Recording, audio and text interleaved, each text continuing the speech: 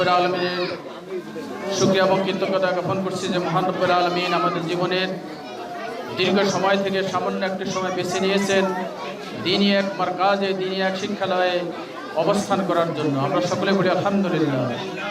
আকায়ে নামেদার তাজদার Medina সরকার দো আলম যিনি বলেছেন বয়স্তু লেউ তাম্মিমা মাকারিমাল আখলাক, যিনি বলেছেন আমি শিক্ষক হিসেবে প্রেরিত হয়েছি, যিনি বলেছেন আমি চরিত্র মাধুর্যকে সুসম্পন্ন করার জন্যেই আমি প্রেরিত হয়েছি, তারই সেই দিনই এক মারকাজে আল্লাহ পাক আমাদেরকে কিছু সময় বসার তৌফিক দিয়েছেন। আমরা নবীজির প্রতি দুরূদ সালাম প্রেরণ করছি। এলাকার সকল মুর্দাগানা মুসলমান, পৃথিবীর সকল মুর্দাগানা মুসলমানের মাগফিরাত কামনা করছি। মহতরাম উপস্থিতি, দীর্ঘ সময় পর্যন্ত আসলে এখানে আলোচনা চলছে, উপস্থিতিদের ধৈর্যচ্যুতিও করছে, এটা লক্ষ্য করা যাচ্ছে। আমি দু একটা কথা বলে শেষ করে দিচ্ছি। এক নম্বরে, যে কোনো দিনই মারকাজ বা যে কোনো প্রতিষ্ঠান সফলতা পৌঁছার জন্য তিনটা বিষয়ের প্রয়োজন, তিনটা জিনিসের প্রয়োজন: খুলুস, কুলুস, নুফুস। খুলুস হত একনিষ্ঠতা, খুলুসিয়তের সাথে শুধু একমাত্র আল্লাহ রাজি খুশির জন্য। আর কুলুস হলো অর্থ সম্পদ, অর্থ। 3 নম্বরে হলো নুফুস। আমি আজকের এখানে দীর্ঘ সময় বসার দ্বারা বুঝতে পেরেছি যে যারা প্রতিষ্ঠা করেছেন তাদের খুলুস ঠিক আছে এবং নুফুসও ঠিক আছে, জনশক্তি, জনসমর্থন। কিন্তু কুলুসের কী অবস্থা, অর্থ সম্পদের কী অবস্থা সেটা আমার জানা নাই। তো আমি সেটাকে বেশি ভালো মনে করছি না। এই জন্য যেহেতু এই নুরানি মাদ্রাসা এখানে প্রতিষ্ঠিত হয়েছে, এখানে আপনারা ভিত্তি মানে কোনো রকম ফাউন্ডেশন ছাড়া কেন উঠাই ফেললেন? এটা তো ফাউন্ডেশন দিয়ে উঠার দরকার ছিল, আস্তে আস্তে এটা উঠে যেত। আমাকে অনেকে হয়তো চিনতে পারেন, আমাদের বাড়ি হলো মান্দারি পাঠান বাড়ি। আমি আমাদের পুরান বাড়ির দরজায় বেড়ির উপরে একটা মাদ্রাসা পরিচালনা করছি। আমি চাকরি করি অন্য মাদ্রাসায়। তো সেখানে নুরানি চলে নিচতলায়, উপরে হেফজ শাখা, পাশে আরও 2টা বিল্ডিং আছে। এই প্রতিষ্ঠান যখন প্রতিষ্ঠা হয় তখন আমাদের মরহুম সাদেকুল্লাহ খান সাহেব এটা প্রতিষ্ঠা করেছেন, জনাব শাহাবুদ্দিন খান সাহেব, ওনার ভাই সাদেকুল্লাহ খান সাহেব। ওনারা প্রথমে বললেন যে একটা সার্ভে করব। তো সবাই মিলে বললো যে সার্ভে হবে এখানে, সার্ভে নিচ থেকে ফাউন্ডেশন উঠে সার্ভে করবে। পরে সাদ দিয়ে ফেললো। সাদ দেওয়ার আগে সাদেক খান উনি অসুস্থ হয়ে গেছেন। পরে আমি দায়িত্ব নিলাম, এটাকে একতলা করলাম, কিছুদিন পরে আবার দোতলাও করলাম, 90 ফুট লম্বা বিরাট ঘর। এখন এই মাদ্রাসা চলবে কিভাবে, এটা নিয়ে আমরা এলাকাবাসীদেরকে ডাকলাম। প্রতিষ্ঠান কিভাবে চলবে, এটা তো মাসিক একটা খরচ আছে, ছাত্র শিক্ষকদের বেতন আছে, প্রতিষ্ঠান অন্যান্য খরচ আছে, এটা কিভাবে চলবে? তখন আমরা দেখা গেল কিছু লোক আছে তারা মাসিক কিছু দান দেওয়ার জন্য ইচ্ছা পোষণ করলো। এরপরে আমরা আমাদের এলাকায় যে সমস্ত ধনাঢ্যশীল ব্যক্তিত্ব বা দাতারা আছেন ওনাদের নাম লিস্ট করে ওনাদের সাথে যোগাযোগ করলাম। এরপরে এলাকার সব গণমানুষকে আমরা জানাই দিলাম যে এই প্রতিষ্ঠান চললে আপনাদের সহযোগিতার প্রয়োজন। যার লক্ষ টাকা আছে তিনি লাখ টাকা দিবেন, যার 1000 টাকা আছে তিনি 1000 টাকা দিবেন, কিন্তু যার 100 টাকা আছে তিনি 100 টাকায় দিবেন, যার 10 টাকা আছে তিনি 10 টাকা দিবেন, তাকে 100 টাকা দেওয়ার জন্য বলা হইতেছে না। অতএব কারণে প্রতিষ্ঠান সফলতা বুঝার জন্য নুফুস এবং ফুলুসের সাথে কুলুসের যে প্রয়োজন সেটা এলাকার মানুষের জন্য পূরণ করা কোনো রকমে অসম্ভব না, আমি মনে করি কোনো রকমে অসম্ভব না। আমরা সবচেয়ে বেশি যেটা সাপোর্ট পেয়েছি, আমরা কোরবানের সময় আমাদের এলাকার সব চামড়াগুলো মাদ্রাসায় দিয়ে দিতাম। কিভাবে দিতাম? মাদ্রাসায় এভাবে চামড়া দেওয়া যায় না, সেটাকে শরীয়তের দৃষ্টিতে কিভাবে জায়েজ করা যায়, হালাল করা যায় সে পন্থা আমরা অবলম্বন করলাম। যদি আপনারা হয়তো এখন ওলামা একরামরা আছেন পরামর্শ দিবেন। আসলে এলাকায় যত বাড়ি আছে এই বাড়ির সব যদি এক হয় যে এখানে যত কোরবানি চামড়া হবে আমরা বাইরে বিক্রি করবো না, পয়সাও নাই। তখন তো পয়সা ছিল, আমি 28, 26, 3700 পর্যন্ত বিক্রি করছি একটা চামড়া, আর এখন বেশি 220 টাকা, 320 টাকা, 40 টাকা ইত্যাদি এভাবে। তো এই এলাকার সব মানুষ যদি একত্রিত হয় তাহলে আমাদের চামড়াগুলো সব মাদ্রাসায় দিয়ে দিব। এখন মাদ্রাসায় দিলে এই টাকাটা ডাইরেক্ট খরচ করতে পারবে না, এই হিসাবে আমরা মাদ্রাসার পক্ষ থেকে ওই চামড়াটা 10 টাকা, 20 টাকা, 50 টাকা মূল্যে খরিদ করে আনবো। অথবা একজনে মাদ্রাসার পক্ষ হইয়া তিনি চামড়াগুলো খরিদ করবেন, এরপরে চামড়াগুলো বিক্রি করে উনি টাকা মাদ্রাসায় দান করে দিবেন। তাহলে আমাদের শিক্ষকদের বেতন পরিশোধের জন্য কিংবা আমাদের কনস্ট্রাকশন সাইট পূরণ করার জন্য এটা একটা সাপোর্ট হবে আমাদের। কি বলেন? এটা একটা সাপোর্ট হবে, করেন কিনা আমি জানি না। এরপরে আমরা এলাকায় যারা গাইগিরিস্তি করে আমাদের কৃষি ধান আছে, ফল আছে, অন্যান্য কিছু আছে, আমরা সেখান থেকে একটা অংশ এখানে দিই।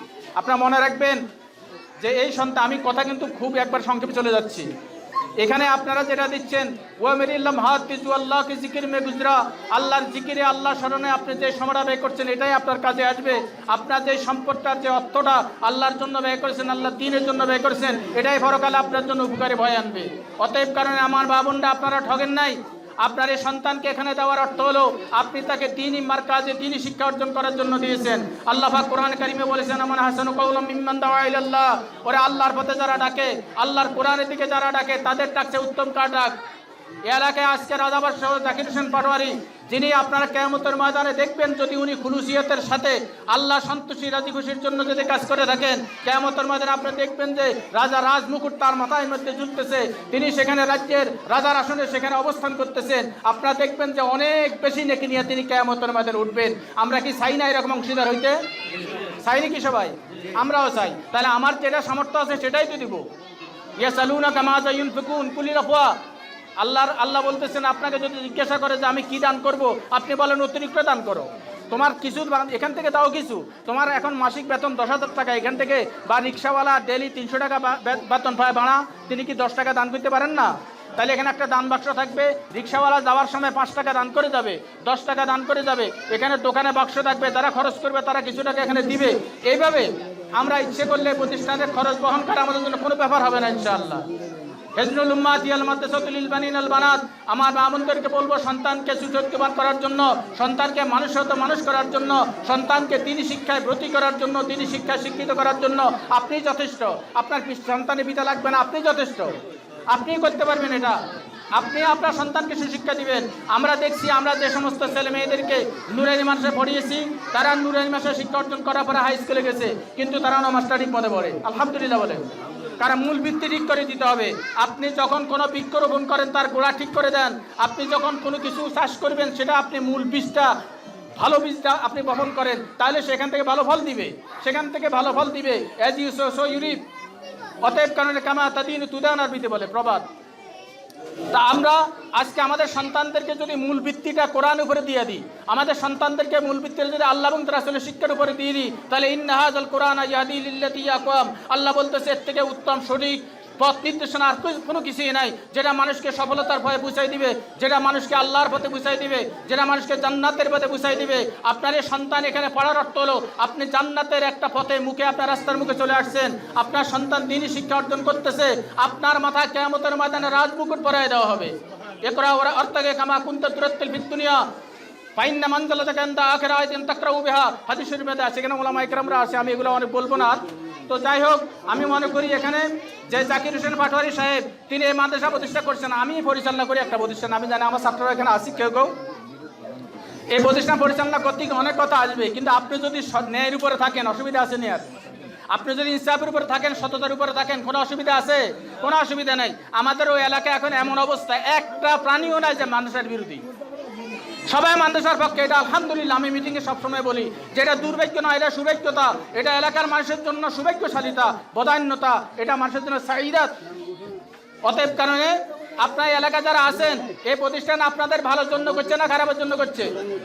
এই এলাকার কবর আযাব হবে না, এই এলাকার মুর্দে গান্ডা কবরে শান্তিতে থাকবে। এই ছোট বাচ্চারা রাত দিন এখানে কোরআন পড়তেছে, এখানে দ্বীনের আলোচনা করতেছে, এখানে নিষ্পাপ শিশুরা কোরআন পড়তেছে, আল্লাহর কাছে দোয়া করতেছে।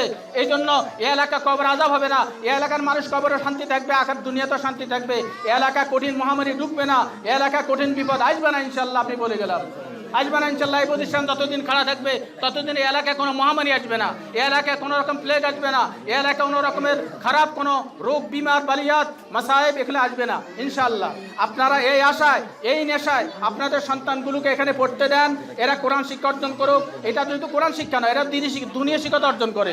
এখান থেকে গিয়ে তারা প্রাইমারিতে ভর্তি হইতে পারে, প্রাইমারি পড়ে এরা হাই স্কুলে পড়বে, বিভিন্ন ডাক্তার ইঞ্জিনিয়ার যে কোনো বিষয়ে তারা পড়ালেখা করতে পারবে। মূল ভিত্তিটা ঠিক করে দেবেন ইনশাআল্লাহ। আপনাদের সন্তানদেরকে এই শিক্ষা দিবেন যাতে করে কিয়ামতের ময়দানে বাঁচতে পারেন। এটা বাঁচার জন্য, এটা আপনার মরার জন্য নয়। আপনি ঠিক করে দেন, এরপরে সন্তান যদি আইলিও যা আল্লাহ না করুক, তাহলে আপনি দায়ী হলেন না, আপনি দিয়ে গেলেন দ্বীনি শিক্ষায়। অতএব সকালবেলা সব বাচ্চাগুলো রেডি করে দিবেন। আমার মা বোনদের প্রতি আমার অনুরোধ থাকবে, আর দ্বিতীয় এলাকার বাসীর প্রতি অনুরোধ থাকবে, এই প্রতিষ্ঠানের বিরোধিতা করব না, এই প্রতিষ্ঠানের সমালোচনা করব না, পারলে উপকার করব, নইলে নীরব থাকবো। আল্লাহ না করুক আমি যদি সমালোচনা করি যার, যদি তিনি এই কাজে জড়িত না হন, তাহলে কিয়ামতের ময়দানে আমাকে সমালোচক হিসাবে উঠতে হবে।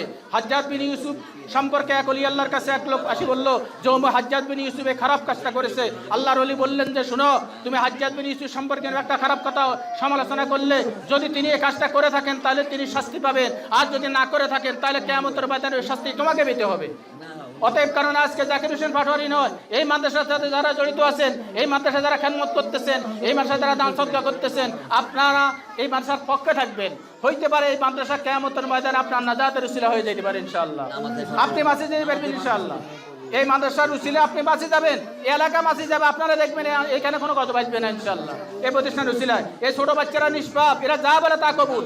আর এই বাচ্চারা সারাদিন কোরআন পড়ে, সারাদিন এরা হাদিস পড়ে, এই সবগুলো পিতামাতার আমলনামে জমা হয়। অতএব আপনার আমলনামা আপনি ভারী করে দিতেছেন আলহামদুলিল্লাহ। তো জাকির হোসেন পাটোয়ারি সাহেব যে মানসাটা করছে, আমি উনাকে ধন্যবাদ, উনাকে মোবারকবাদ জানাই, উনার দীর্ঘায়ু কামনা করি। উনি যেন জীবনের শেষ মুহূর্ত পর্যন্ত এই প্রতিষ্ঠানে সহযোগিতা করতে পারেন, এবং এর সাথে আপনার এলাকার যারা আছেন আপনারা এই সহযোগিতা করবেন, বিরোধিতা অন্তত করবেন না। সহযোগিতা করতেন না, আপনারা বিরোধিতা করবেন না। আর আপনার প্রত্যেকটা আয়ের সামান্য কিছু অংশ হলেও দ্বীনি শিক্ষা খাতে দিবেন কিয়ামতে প্রাপ্তির আশায়। ওমা তুকাদ্দিমু লিআনফুসিকুম মিন খাইরিন তাজিদুহু ইনদাল্লাহ। আল্লাহ বলেন তোমরা আল্লাহর রাস্তায় যা দিবে তা কিয়ামতের ময়দানে তোমরা উত্তম পাবে। হুয়া খাইরান ওয়া আজামা আজরা। আল্লাহ বলেন তার থেকে উত্তম ভাবে আমি তোমাদেরকে দান করব।